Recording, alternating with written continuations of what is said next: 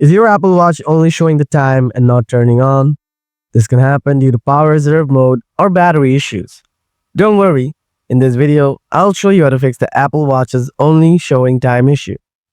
So without wasting any time, let's get started.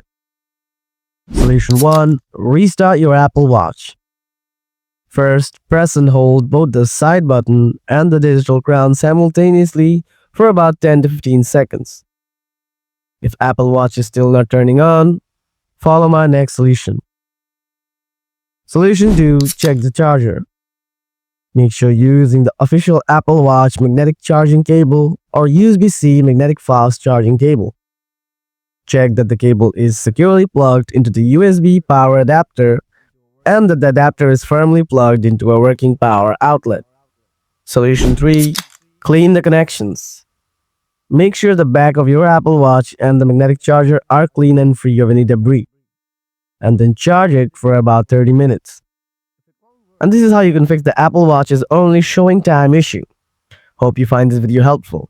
Don't forget to hit the like button. If you have anything to ask, let me know in the comment section below. Thanks for watching. See you in the next one.